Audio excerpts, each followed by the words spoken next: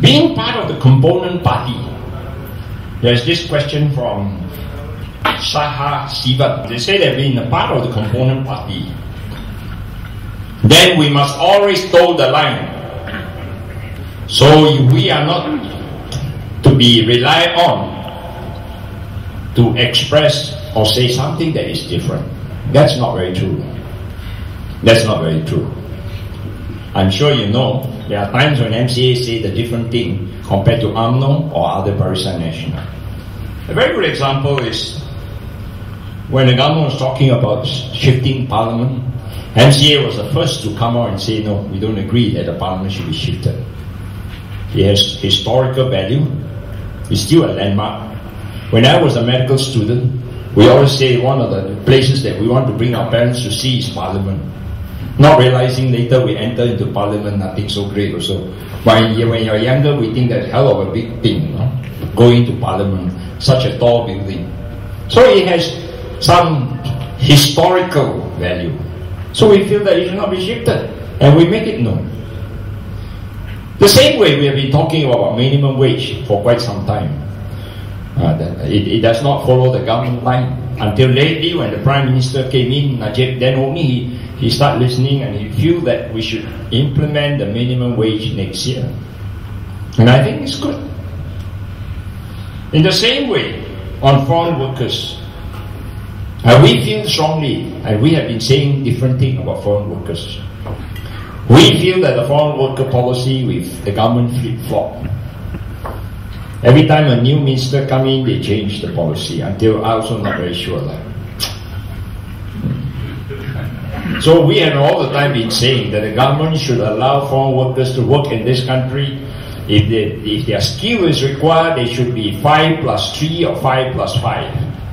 And if it's 5 plus 3, 5 plus 5, they should not impose another condition that in 5 years they must go back 3 months and then come back. To me, that's a sheer waste of time. 5 plus 3 years, why must he go back? No logic. No logic.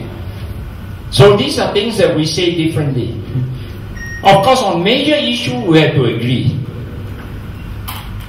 Some people say, oh, why you support Bahasa Malaysia as a national language? I always tell people we cannot rewrite history. It has been already agreed when we achieve independence.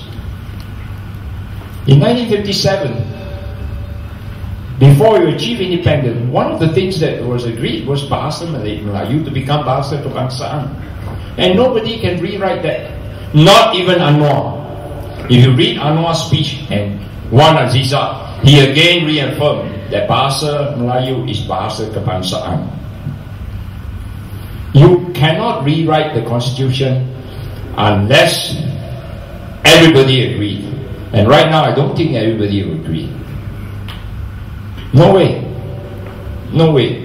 So if you want us to differ on fundamental issues which infringes on the constitution, then that's a different story. But we do not have to say the same thing on general policy.